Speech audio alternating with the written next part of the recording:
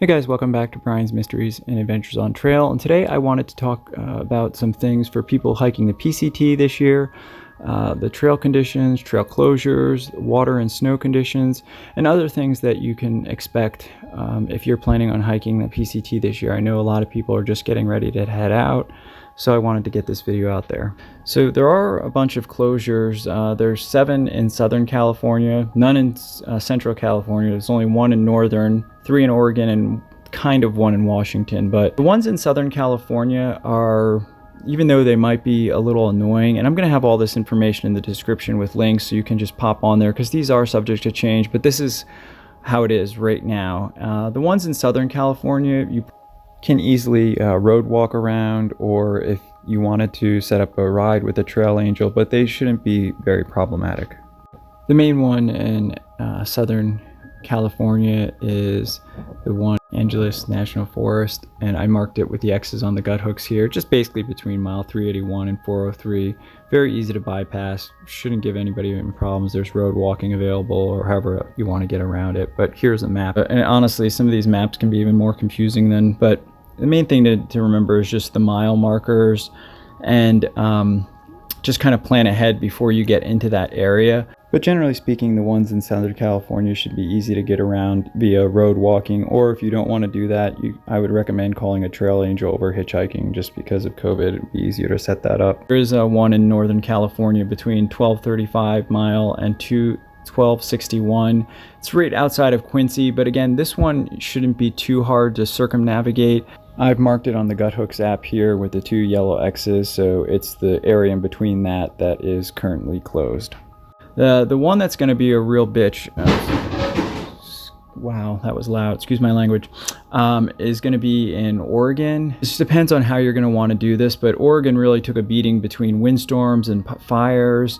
The trail closure isn't really that big, but just due to the area, you're probably going to have to exit somewhere around Sisters, and then, or the Pameo Lake Trail and Mount Jefferson Wilderness, and arrange a 150-mile plus ride to sort of get around this area. Now again, this is subject to change, but according to them, the PCT org, this isn't going to be fixed well into the summer and possibly into the fall. They just don't have any further information as far as that goes. But according to them, there's no safe way to road walk it. I guess it's just mainly highways and things around there.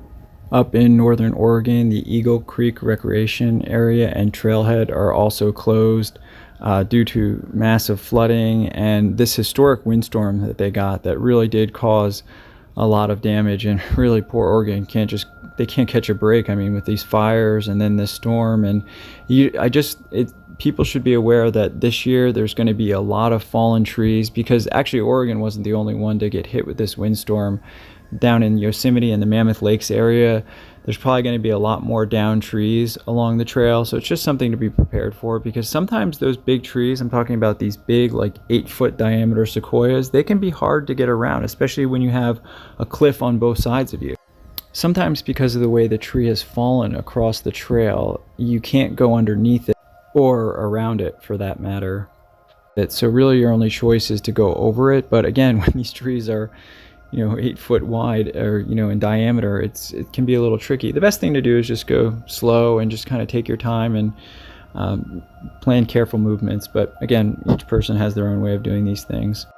Now in Washington, really the only thing is that you can't cross the Canadian border, just because the Canadian border is still locked. So in normal years you'd be able to get a permit to do that, but you'll still be able to see the northern terminus, but that's really the only thing in Washington, and that's subject to change. It's just how it is right now. Now, moving into the snow and water report, this information is generally very easy to access, but I did want to touch on the fact that this is the second year in a row where California has received less than average snowfall pack.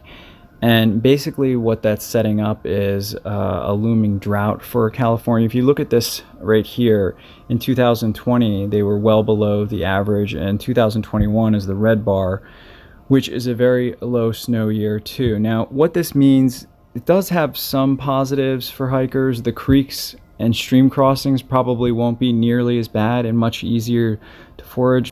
This, of course, will depend on when you actually get into the Sierra and are hitting some of these major creek crossings. Obviously, if you get there really early, like in May and June, you might still be facing some, heavy creek crossings.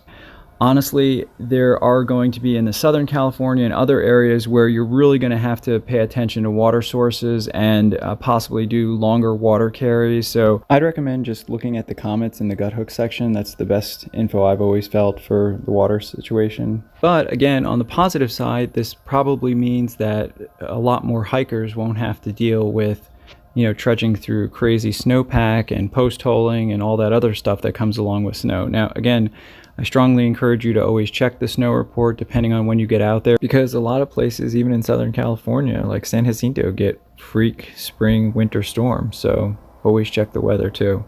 I think the main thing that you can kind of anticipate with any drought season is it affecting the water sources throughout the state. Because a lot of these water sources are, they're pretty much all dependent on the snowpack melt, and this is just something I would recommend keeping your eyes on. And then there are some places in Northern California that you'll have to watch too.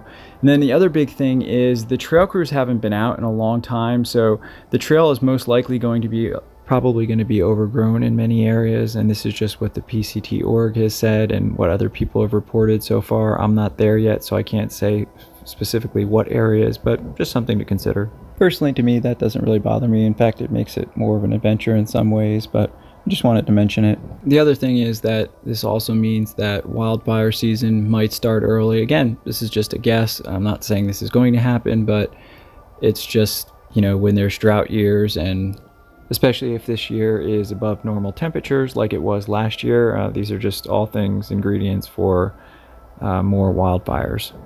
Normally, these are something that you're going to know about ahead of time. There's going to be information on the news. Hikers are going to be sharing the information, so you're going to be able to detour around it. But if in the case that you don't, and you wake up one morning and you're surrounded by smoke, just trying to figure out which direction the smoke is coming from. Obviously, don't go uphill. The smoke fires tend to go faster uphill. Just try to get to a rocky, flat area. Grassy or swampy area like a meadow, obviously not a forest. And just use your best judgment.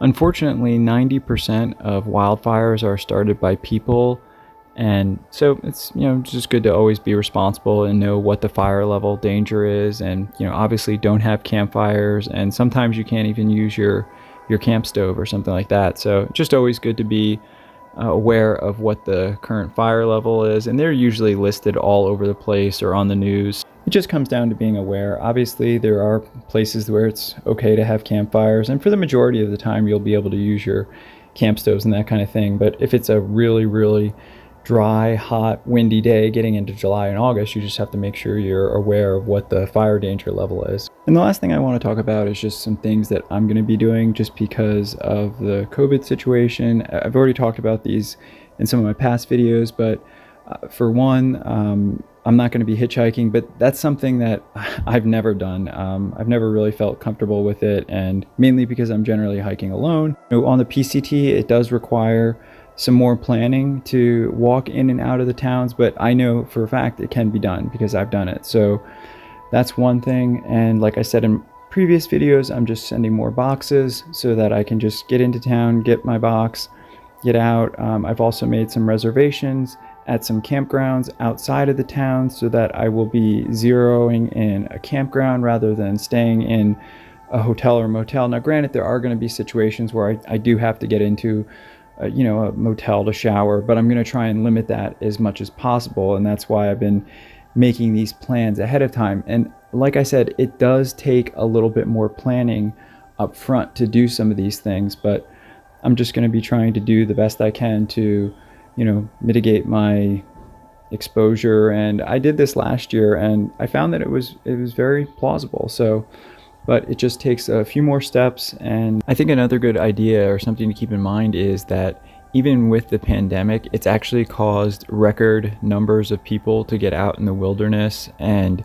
visit parks and different areas. And I'm talking about weekenders and day hikers. So It's a good idea whenever possible, if you can if you are going to stay in a town, call ahead, try and get a room planned, because I did meet a lot of hikers last year that would get into a town and everything was full, all the KOAs and everything. This shouldn't be a problem in the southern areas. It's mainly something you might want to just be aware of, like when you're around the big national parks and the further north you go, Northern California, Oregon around Crater Lake and places like that. Those are the main things that I'm going to be doing to try and, just do my part to keep everyone healthy and safe. In any event, guys, I just wanted to share this information to help anyone that might be starting or is out there. And yeah, just wishing everybody happy hiking, and I'm excited to get out there and start my hike and see any of you that are out there at the same time, and just wishing you all the best and good luck on your trips and happy hiking.